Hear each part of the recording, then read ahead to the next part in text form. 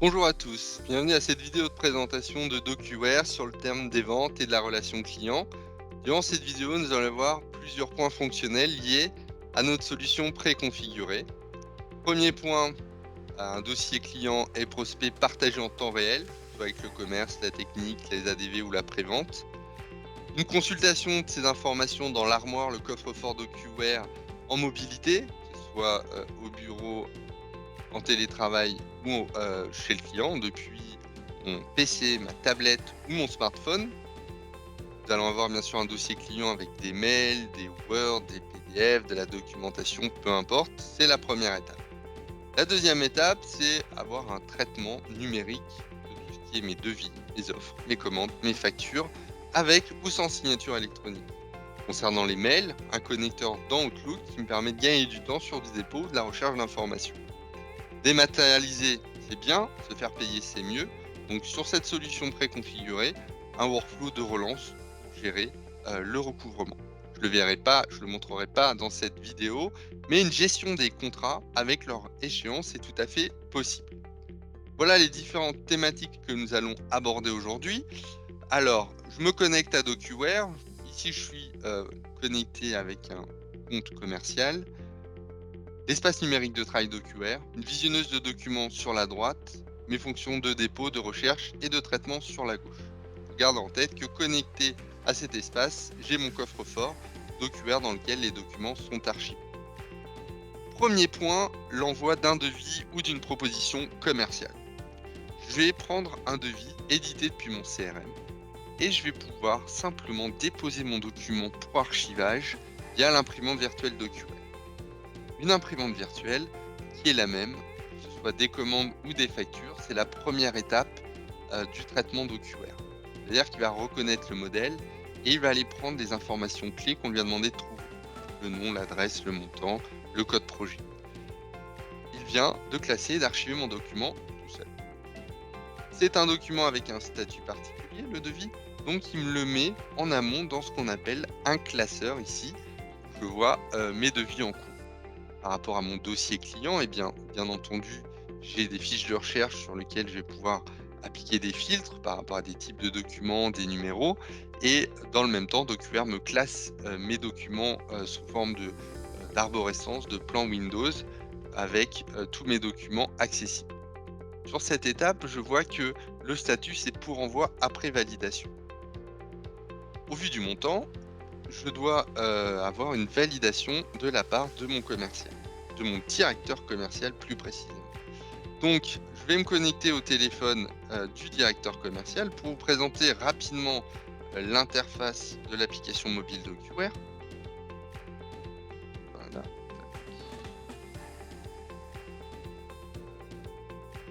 On est ici sur une fiche de recherche. On est ici sur mes listes avec mes différents classeurs. Et bien entendu, nous avons, d'ici quelques secondes, la tâche qui va apparaître avec l'offre à valider. On va pouvoir consulter l'intégralité du document avec la référence et la description. OK, il ne s'est pas trompé. On peut envoyer le devis au client en validation. Là, c'est assez simple. Je vais pouvoir valider mon offre. Et avec cette validation, le document va partir en signature directement chez mon client. Donc on le voit ici en arrière-plan, pardon, l'offre est validée et part directement en statut signature. Je vais maintenant me connecter sur la boîte mail du client. Donc on voit ici qu'on peut lui envoyer une copie automatiquement par mail. Mais là, le devis il est rerouté vers une plateforme indépendante qui s'appelle VidSigner pour la validation et la signature de mon devis. Donc mon cher client voit apparaître un mail avec la signature de son devis. Dans la réalité, on peut avoir le logo et la couleur de votre établissement sans aucun problème. J'accède à mon document. Donc là, depuis la plateforme, je vais pouvoir voir l'intégralité du document. Je vais pouvoir bien sûr recevoir un code qui va me permettre d'appliquer un nouveau faisceau de preuves dans la validation de mon document. Toutes ces informations, c'est important pour respecter la réglementation IDAS de la signature électronique de documents, que ce soit l'adresse IP, la date et l'heure, mon numéro de téléphone, l'adresse mail. Toutes ces informations sont des faisceaux de preuves qui vont être enregistrés avec le document. Mais pour le commercial, ce qui est intéressant, c'est que de la plateforme vers DocuWare, le document se met à jour automatiquement. On le voit ici. Autre point qui est important, si j'étais sur des contrats supplémentaires liés au RGPD, c'est que DocuWare peut me générer automatiquement un contrat depuis une base de modèles. Ça aussi, c'est un module qui vient s'intégrer à la solution préconfigurée, un document Word. Et une fois que je suis OK, eh bien, je peux déclencher une signature directement avec mon timbre. Et de la même manière, ça part en signature électronique. Il me reste plus que dans cette démonstration à mettre un timbre qui sont à ma disposition pour faire évoluer le statut de mon document. Ici, je vais mettre offre acceptée. Donc, le document va disparaître de mon classeur de vie en cours pour se mettre en attente de traitement dans les commandes. Avant de passer aux commandes, je voulais vous montrer aussi la deuxième partie de DocuWare pour gérer des propositions commerciales sous Word, sous d'autres formats là aussi. Mais ce qui est intéressant, c'est que je vais pouvoir enregistrer directement une copie de mon document à partir d'un explorateur DocuWare qui est sur mon poste, qui s'appelle ici DocuWare avec des sous-catégories de contrats, de dossiers, d'offres. Ici, ce qui m'intéresse, c'est ma vue dans les offres et c'est tout simplement ma vue de mon armoire. Donc, je peux l'avoir en mode web, mais aussi avec un petit client, une vue sur mon poste de travail Windows. Quand j'appuie sur enregistrer, ce qui va se passer, c'est que DocuWare va me remonter automatiquement une page de traitement que vous voyez apparaître ici pour compléter un certain nombre de champs obligatoires. Donc je dois ici récupérer par exemple l'adresse mail et avec le one click, ça se fait vraiment très facilement en copiant-coller toutes ces informations. Copiant-collant, pardon, toutes ces informations. Je stocke ma proposition, elle est sauvegardée dans DocuWare, super. Je peux la modifier en revenant sur le document ici dans mon classeur. J'ai des accès rapides en modification en local ou directement via Office 365. Ce qui se passe, c'est que une copie en PDF est envoyée à mon client, il est d'accord, super, et il me l'en renvoie par mail. Et donc là, ce qui se passe au niveau de mon mail, comme on est ici, je retrouve ma proposition commerciale signée et je vais pouvoir la stocker directement dans mon bac pour la traiter. Hop, en un clic, on va voir ici apparaître dans mon bac la proposition signée. Voilà, exactement. Je peux consulter l'intégralité du document grâce à la visionneuse. Mais là, ce que je veux faire, c'est de rapprocher de mon offre en cours la version contre-signée.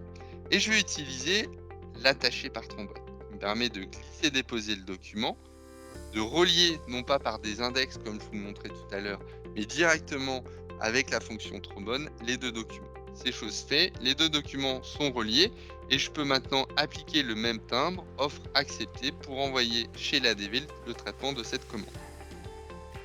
Au niveau de la commande, eh bien, je vais prendre un document pour avancer. L'ADV peut transformer le devis en commande, elle va pouvoir faire redescendre dans mon dossier la commande de la même manière que les devis.